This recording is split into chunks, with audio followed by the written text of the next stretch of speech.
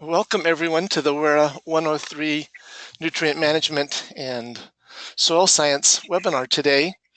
We're really pleased to have Dr. Jonathan Deenik with us today. I'm Rob Mickelson and I'll be hosting this presentation. Let me briefly introduce Dr. Deenik. Dr. Deenik has a master's and a PhD in soil science from the University of Hawaii, and then he was fortunate to stay on at the University of Hawaii, where he's currently a professor and a specialist in soil fertility. That's with the Department of Tropical Plant and Soil Science. Jonathan has a very active research and teaching program, and then he also spends about half of his time doing extension, where he has a special interest in reaching out to the small farmers, particularly in Hawaii, but he has experience working around the world. He's done a lot of work with crop production and human nutrition in Micronesia and in Polynesia, and then also in many other parts of the world where he has a passion for helping especially the small farmers be successful in growing crops and improving their livelihoods and nutrition. So as a well-qualified soil scientist, Dr. Deenik is going to speak to us today about soil taxonomy and how we can use that information to make better management decisions in a soil and in a field. So really pleased to have you with us today, Dr. Deenik. At this point, we'll turn the screen over to you and you can go ahead and get started with your presentation. Aloha. Thank you, Rob. Thank you for having me on this webinar. Today I'm going to spend a little bit of time just kind of emphasizing the importance of what's in a soil taxonomic name, especially how we can use that information to improve management decision making. As part of my extension work here in Hawaii and throughout Micronesia and even into West Africa and Southeast Asia, often I've never been to some of these places, but by getting a hold of soil maps or publications that use soil taxonomy to describe soils of these regions, one can get a good feel for a soil even before one gets there. And this allows for preparation and ways to maybe assist better. So without further ado, I'd like to just begin with acknowledging my mentor, Dr. Goro Uehara, who really had a special place for a taxonomic name, and he inspired us, his students, to value soil taxonomy as a tool that can be used to help decision making at the policy level and all the way down to small farmers. So he really inspired us to do our best to learn this language. I will admit right now I am no expert in pedology or soil taxonomy itself or mapping. However, Goro gave us knowledge to help us use these names. Today, I want to just emphasize that there's a lot of resources available to us now online. It's one of the key resources here on the left of the screen, which I point with my mouse here, is just soil taxonomy. It's a big book, but it's available online now, and it really delves into all of the details of how different soils are named and what those names, how those names are arrived at. Keys to Soil Taxonomy explains how you go about putting a soil in its different categories. And then, of course, there's the NRCS Soils website that has a wealth of information on soil survey, from soil classification to how surveys are conducted. And I urge those who are interested to take a look at these resources. Just to start off, the purpose of taxonomy is to group soils that have formed due to similar genetic processes, and these soils respond similarly to use and management. So you're putting soils that have similar characteristics and formation into the same groups, which allows for us to understand the relationship among soils and between soils, their differences, their similarities, and what factors are most responsible for their particular characteristics. So it's a nice way to put order into what appears to be rather disorderly out on the landscape.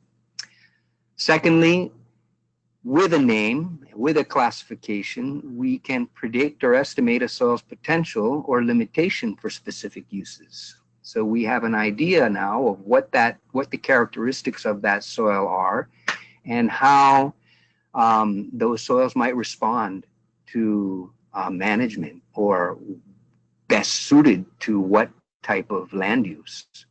And then lastly, it's a very effective way to transfer information and technology across locations. It turns out that at present, U.S. soil taxonomy is widely used across the world. I think because of its relative simplicity compared to other classification systems, and it seems to lend itself to transfer across geographic border. I came across a paper a few years ago. Oliver Chadwick is a colleague. He's at UC Santa Barbara, and he's really done some outstanding work in describing soils around the world. But I like how they wrote a little a note, I guess, in Frontiers in Ecology and the Environment, where they were emphasizing that, you know, all of us scientists, especially those of us engaged in ecology, land use, and soils of all manner, that we use soil taxonomy in our publications because through that name we tell a lot. So I'll just read what they wrote here. I like this quote here. The information that best captures the full picture of depth, horizon, structure, mineralogy, and chemistry is a soil's taxonomic name. Each of the pieces of a name offers information and allows inferences to be made about the ecosystem and how it functions. So I think for the rest of this short talk, I'm going to try with a few key examples, show how a name does exactly what Schimmel and Chadwick state here. I'm going to now go to Corvallis, Oregon. Here's a Google image of Corvallis. I've never been to Corvallis. You can see, I think the university is somewhere around here. My friend Dan Sullivan is probably over here in some soils lab measuring nitrogen content in manure. Nonetheless, we've got a landscapes. Looks like we've got a lot of fields, some farms. Looks like a nice place to maybe grow some vegetables. All right. Well, I went and looked at Soil Web, and I came up with two soils here. One, I'm not sure I pronounce it correctly. I'm going to say Chehalis or Chehalis, and it's a silt-loam, and it's located here, as you can see here. It looks like some fields. And then not far away is a Dayton silt-loam. And so this is the soil series name, and this is its texture. And here we go, Dayton, which is another soil series, and its texture. And these turn out to be the dominant soil in the map unit associated with this landscape position right here. In fact, the Chehalis occupies about 85% of the map unit. And, you know, I don't have the boundary here, but it's, you know, something like this. And again, here, the Dayton silt-loam also occupies about 85% of its respective map unit, which is down here, something like this. So from the name, this name here, you would say, probably pretty similar soils. They behave the same, you know, they have probably relatively good drainage, you know, they have not too much clay, but enough to give it some good fertility. Silt-loam sounds like two good soils, but we don't, that's all we have from the name here. And sometimes we often hear, or even in publications, a soil referred to in this way, you know, a series name and its texture, and that's it. Well, what can we say about these soils? Turns out not much. They seem to be the same. Well, let's go look at their names according to soil taxonomy. All right, so bear with me now. The purpose here is not to get into each and every piece and get all of the gory details, but just to come away with a basic picture of this soil. So we have the Chehalis silt-loam, and it's classified as a fine silty, mixed, superactive, mesic, cumulic, ultic haploxerols. Okay, there are some English words in here, not too many. I see one, mixed. This is English. This is also English. Now that we're getting into some funny names here. Ultic, I don't think we'd find that in the dictionary. Let's break it down and see what we get. All right, alls, it's a mollisol. Most of us know that already. What do we know about mollisols? Well, very fertile soils, probably formed in grasslands, moderately weathered, high base saturation. Let's keep going. So it's a good soil so far. Xeric for xer, okay, so Mediterranean climate. Wow, that tells us some important information. It's got a hot, dry summer and a moist, cool winter. So, yeah, it would be good to maybe grow some wine grapes here or Mediterranean type vegetables. So we get something about its climate now. Haplo, well, it's got the minimum, meets the minimum requirements for this group. Not much information there. Ultic, well, ultic comes from ultisol, so low end of base saturation. So it's maybe not on the high end of the base saturation for a mollisol. And then cumulic means it has a thick surface horizon. Family, at the family level, we get a lot of good information. We get temperature, so, you know, it's not it can get cold in the winter, but it doesn't get super hot. This is in the 50 centimeters in the soil. Super active, very high CEC, so it's in the highest category of CEC, so that's a good sign of fertility. And from the name, we just get its mixed mineralogy. So we'd have to go and delve into the data sheet related to this soil to come up with what actual clay minerals are there, but we can imagine mixed might have some kaolinite and maybe some high activity clay mixed in there. Must have high activity clay since we've got such a high CEC. So now we have a picture of this soil. It's not just a silt loam, but it's a Mediterranean climate, high CEC silt loam. That, I think, is the basic important information we derive from that long name. And we can get some data associated with it. You see it's about 30% clay throughout its depth. It's a relatively deep soil. Its pH is perfect for vegetable crop growing between 6 and 7. It doesn't change with depth. It has a moderately well drained. You see the saturated hydraulic conductivity is 3 centimeters an hour. That's relatively good. We wouldn't expect, you know, drainage to be an issue for crop production in this soil. And CEC, as you can see, is very high up in the surface and drops a little bit in the subsoil, and that's probably due to its mixed mineralogy and where it might get this ultic designation as, you know, moderate base saturation as you move down into the subsoil. Linear extensibility, which is a measure of shrink swell, is not too high, less than 5%. So we have some idea now of the behavior of this soil, and it can be derived from, in a general sense, from the name of the soil. Okay, let's go to the Dayton silt-loam. Not far away, it has the same, you know, texture designation, but we see that, wow, it's quite a different soil actually. It's fine, smectitic, mesic, same temperature regime. That makes sense. It's on the same plane there. Vertic, albiquoffs. Okay, wow. Okay, so there's some funny sounding names here, but we're gonna get quite a bit of information from this name. Alpha-sol. Well, we know from the central concept of an alpha-sol is that it's a less fertile in general than a mollisol, meaning it's got moderate base saturation as opposed to high base saturation. Ochric maybe epipedon, so might have formed with a little bit more forest cover, but we don't know for sure.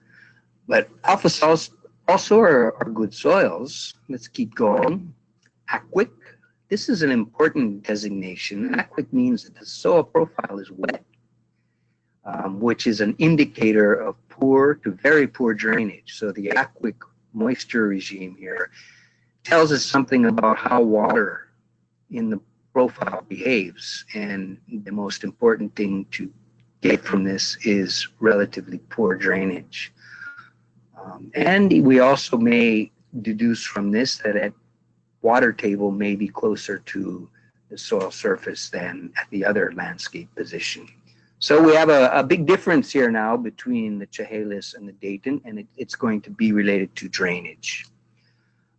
Albic horizon. So we know that an albic horizon is a leached horizon below the A. So we've got some translocation or losses of nutrients out of the surface. So some leaching out of that surface area. Vertic. Well, vertic means we have a high shrink swell capacity in this soil. And so it'll come up in the family name in a minute, but this shrink swell, as we'll see now, is due to accumulation of smectitic clays, probably montmorillonite as one of the more common smectitic clays in our soils. And so now we have a soil that has shrink swell potential, which makes it quite different in terms of stability compared to our Chehalis silt-loam. So we now see that although what appeared to be quite similar soils from just the typical Dayton silt-loam versus Chehalis silt-loam, now we see they're quite different, in fact. And here are some data. And what the key point that I'll emphasize here is that in the subsoil, you see a bulge in clay content, and you're going to see in a minute that's related to the smectite. We see a bulge in CEC. Well, that's going to be related to the high activity clay accumulation at this depth. And here, the really important thing is that what happens to drainage when you encounter this smectite-rich layer in the subsoil, it goes to zero or close to zero. From similar drainage or hydraulic conductivity values as this Chehalis, which was 32, this one is 30 in the surface and below the smectite region. But this smectite region here almost shuts down drainage, and that's going to present some problems for this soil. And again, the smectite in this region of the profile increases the linear extensibility, which is the indicator of high shrink swell potential. So we now can see that when we use a taxonomic name, the Chehalis silt-loam and the Dayton silt-loam really are not the same soil at all. They're quite different, in fact. They're both relatively fertile. That I don't think people would argue. The mollisol may be a little bit more fertile. They both have a similar temperature regime, and they likely experience the same amount of rainfall, distributed in the same way throughout the year. But the key point is the aquic designation tells us that there's poor to very poor drainage. And in fact, in the data that I showed, we see a basic stopping of water movement once you encounter the smectite-rich subsoil. And then we have probably a higher base saturation than in the mollisol than in the albiquoth. The mollisol has high CEC throughout. The alphasol has moderate CEC in the surface and in the subsoil, and then a jump in CEC associated with the shrink swell layer where smectite is encountered. We might have some traffic problems on this soil due to that smectite-rich subsoil. So when it gets wet, there's a high likelihood you're going to get stuck in this soil, or at least more likely to get stuck in this soil than in this soil. So I think here we see that name from taxonomy, we get a good picture of how these soils are not the same. Let's move now to another example. Oh, before I do that, no. The language of soil taxonomy is a bit arcane and difficult to grasp. So we have, ways of finding what these different prefixes and suffixes can stand for. This comes from Brady and Wheel, just the typical soils textbook that our students and we use often. And it can be used as a guide to, like, alb means white, or albic. We saw the albaquof, yeah? Okay, arg, say argillic, yeah? Okay. Comes from the Latin argilla, which means clay. We see fluvent, so that's an entisol that's associated with alluvium or a river, so we would have a fluvent, and on we can go on. Also here we have more of these strange suffixes here, or prefixes, and we can go find out what they mean. Let's go to Kauai. Here's the island of Kauai. It's a pretty small island, it's but beautiful. I want to emphasize again the importance of a taxonomic name versus soil series name and a texture association. Here we're going to look at two soils. One we call the Kapa'a silty clay, which is located in the uplands in Wailua, which is sort of gently sloping grasslands. Right now it used to be forest. And then we have the Hanalei silty clay, which is located not far from the ocean. Here's Kealia Beach Park. I might add that, if you like to catch a wave or two, this is a great place to go. But we have the Hanalei silty clay here, and it's in the valley bottom. So very different landscape position. And we might already start to think, okay, so topography and how is that going to be affecting these two soils? So although they have a similar name in terms of their texture, we'll see that really is, that can be dangerous. All right, here's the Hanalei silty clay. Now we're getting a little used to these, this language here. We have a very fine, mixed, semi-active, non-acid, isohypothermic, typic endo-aquept. Okay, so let's go through quickly. Inceptisol comes from ept. Yeah, it's aquic again.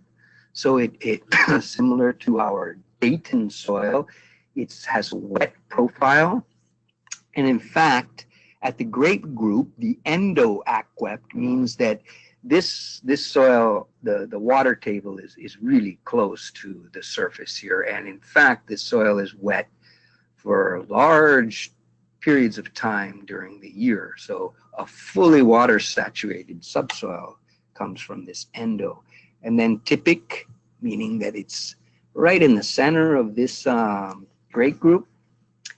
It's isohypothermic. It's a warm climate. Well, we expect that. Kauai is the tropics, so it doesn't get cold in this place. And then we have some information about its a CEC, and it's in the middle of the CEC activity class, and it has mixed mineralogy. Again, we'd have to go and look specifically at the lab characterization data to find out what clay minerals are there.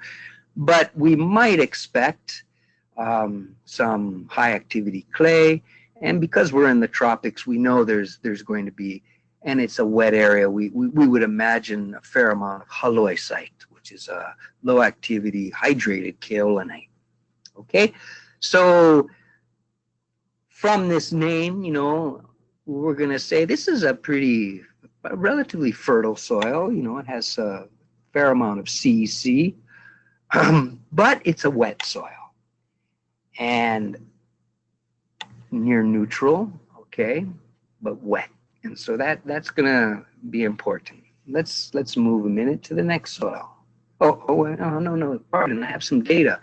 Okay, so it's a relatively high clay content, 45% in the surface, and reducing a little bit down to 35 in the subsoil. And we see, okay, so saturated hydraulic conductivity is a little bit lower in the surface, and then it's relatively well drained in the subsoil. So there is some poor drainage, or a little bit less well drained in the surface, but tends to be better drained below. So the endoaquept is likely due to a water table that's close to the surface, keeping it wet. pH can be acidic in the surface and, you know, increases with depth. I know these soils quite well, and generally, even in the surface, they're typically 6, but this is based upon a Pedon collected at some point in probably the 1970s. And linear extensibility, it has shrink-swell properties in the surface, and they disappear substantially as we move down. And so you can see the shrink-swell properties in the surface are related to reduced water movement or drainage in that surface. It turns out that this soil was a prized wetland taro soil for our ancestors who likely cultivated wetland taro in these valley bottomlands extensively. And that would be an ideal soil for this because of its poor drainage in the surface. It ponds, and taro likes to be grown in ponded soils. Okay, so we have a picture now of this Hanalei silty clay. Let's move now to Kapa'a. And we see Kapa'a is a silty clay, but it's really quite a different soil. And so let's take a look. We see very fine sesquic, isohypothermic, anionic acrodox. Has some weird names. Okay, sesquic is the mineralogy. We'll get to that in a minute. Okay, so let's dissect this name. So it's an oxisol.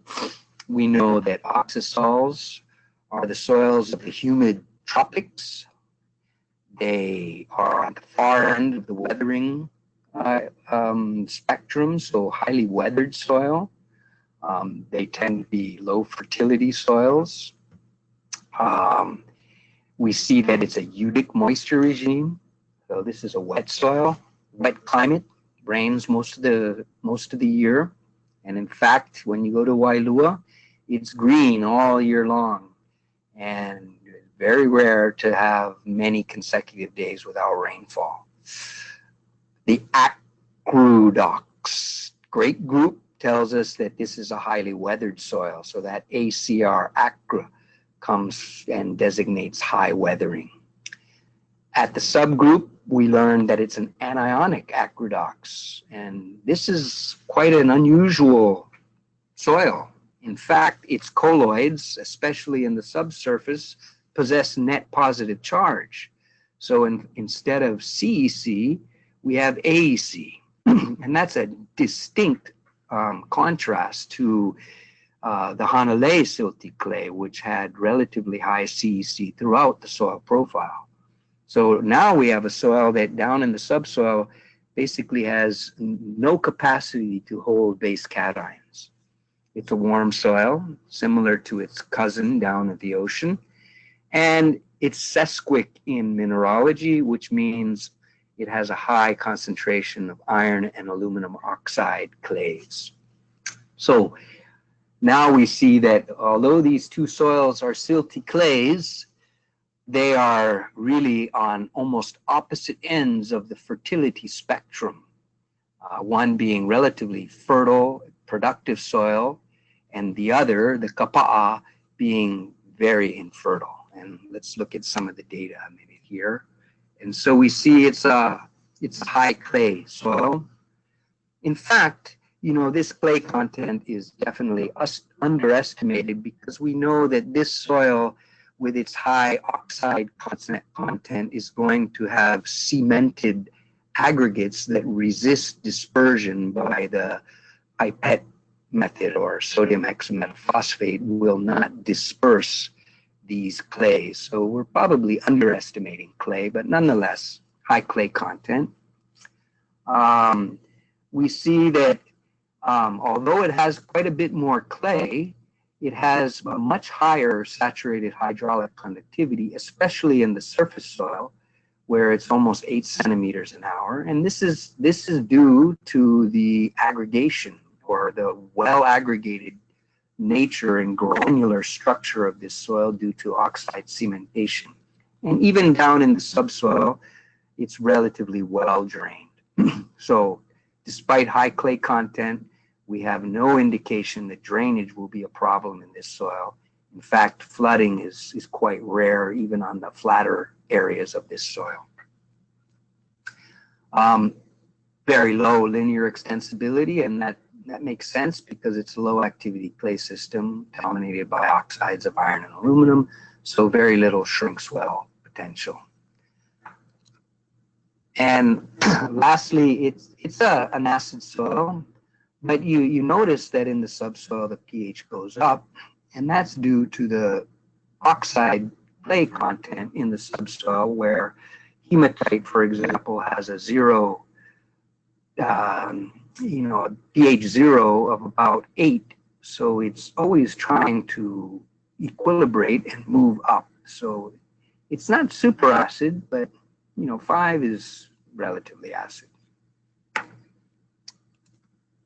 And lastly, you see almost no CEC in the subsoil and very low CEC in the surface. And I'll add here that any CEC in that surface layer is associated with organic matter because the clay colloids are net positive charge, so they're not contributing anything to CEC. Okay, so and all of that information is can be derived from the name here. Yeah, low fertility, leached or high rainfall area, highly weathered, net positive charge in the subsoil, warm, iron and aluminum oxide dominated mineralogy, and high clay content. So all of that information can be derived right from the name and supported by the data that I just showed. Okay, so very quickly, we can now, based upon the name, very clearly show that these soils, despite a similar texture class by feel, I might note, they are really very, very different soils. On the left, or in the Hanalei soil, we have a fertile alluvial and septisol with relatively poor drainage in the surface, high base saturation, near neutral pH, especially as you move down, high CEC, and a low P fixation. So these soils have been used traditionally for wetland taro production. That goes way back to the early inhabitants, our Hawaiian ancestors. We have evidence of taro wall and lo'i system, terrace systems in these Hanalei soils from all the way from the Big Island all the way up to Kauai. On the other end of the spectrum, we have this oxisol, the kapa'a silty clay, which is common to the uplands, old volcanic landscapes, not terribly steep, very infertile oxisol, wet, high rainfall, highly weathered, acidic, very low CEC, in fact, almost no CEC in the subsoil, and we add that because of its iron and aluminum oxide clay mineralogy, we have very high P fixation in these soils. So now you see with the name, we can really see how different these soils are and how they will respond, or what types of management will be needed to achieve some kind of agricultural outcome. I'm going to continue. I may now be sort of repeating myself, but I want to show some data. So we have, again, our Chehalis silt-loam in Corvallis, Oregon, and now we have another silt-loam, a Maile silt-loam, which is located in the saddle between Mauna Kea and Kohala volcanoes on the Big Island of Hawaii. So very different location, but same textural designation. And now we'll see these names really give us a lot of information. We've already discussed the Chehalis silt-loam, so I'll move right away to the Maile. You see, if we just have Maile silt-loam, we don't have any information about this soil. We don't know what it is. But now we see, wow, okay, it's an andesol in a wet climate. It has a high water holding capacity. In fact, on a gravimetric basis, it would not be surprising to see over a 100% water, gravimetric water in this kind of soil. And that high water holding capacity comes from the ferrihydritic mineralogy, or amorphous clay mineralogy, that possesses very high surface area. We see again this acrudox. So it's a highly weathered, wet, oxide-rich soil. And the oxide turns out to be ferrihydrite, which is a short-range order oxide. And it's a little bit cooler than our Kapa soil. Well, that makes sense. It's up at around 4,000 feet. Yeah, thereabouts, so it can get a little cooler in the winter months. Let's look at some data. I'm not going to spend a lot of time here. We have, in the 20% clays for the Chehalis, enriched in silt and not too much sand. Let's go over to this Maile, and you see in the surface we have some accumulation of clay, but then in the subsoil, oh man, there's almost no clay, and we see a heck of a lot of sand. I will note here that we have to be careful with this, because can you really believe that a sandy subsoil, 85% sand, can have 115% water at 1500 kilopascal, or 15 bar water at 120% with 85%? Let's see what happened. Oh, it just decided to go very quickly here. We'll go back here. So this really isn't sand, is it? It's pseudo sand, or it's these aggregates that have been cemented by the amorphous oxides. So it imparts some peculiar behavior. And we can get that. We wouldn't be surprised from this name, and that it's an andesol. And this data doesn't become too surprising. Okay, let's look down here. Do we have bulk density for the, no, they don't give us bulk density for the andesol, but these are typical bulk densities for a mollisol, ranging from 1.2 to 1.4. That makes sense. If we had a measure of bulk density for this andesol, what might you expect it to be? Well, we would probably expect it to be around 0.5 in the surface O layer, and it may go all the way down to 0.3 or less in the subsoil. That's a characteristic of an andesol. And so once we know that it's the name andesol, from that name, we can deduce low bulk density. Okay, carbon. Oh, this looks about typical for a mollisol in a temperate climate like Corvallis, not too high, 2.5% organic carbon. That might be high for a continental person, but let's look down here and look at organic carbon in this andesol.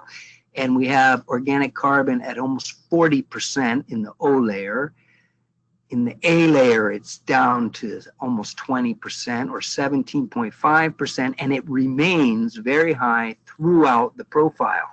Well, this probably is due to the forest environment that this soil was born into and lived through. And another characteristic of a hydrudand is high organic matter accumulation, and this is an excellent example. Okay, I won't go into all of this, but this aluminum plus 1/2 iron tells us whether it has andic properties, and low numbers like this, less than 2%, show no andic properties. We look over here and we see, wow, 13%. Wow, so this helps us classify this soil as an andesol. Okay, let's move on. We see, as we've mentioned already, we see a high base saturation for the Chehalis silt-loam. You see, 90, 80, high 80s to 90% to all the way up to 100% base saturation, and high throughout the soil. No extractable aluminum. Well, we'd expect that with a pH near 7. You see pH in water is 6 or 5.7 and goes up to 7 in the subsoil, so relatively near neutral. And let's look at the mile, and we see, wow, very low bases, especially in the subsoil.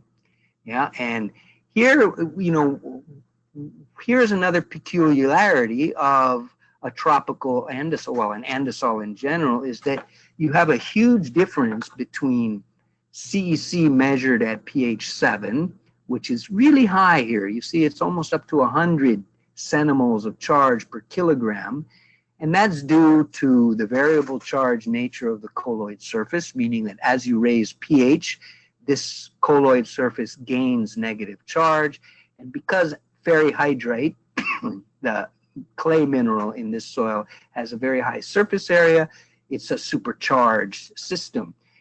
ECC, which is just sum of the bases plus extractable aluminum, you can see is just a fraction, an order of magnitude lower. And this is the CEC that the field conditions represent.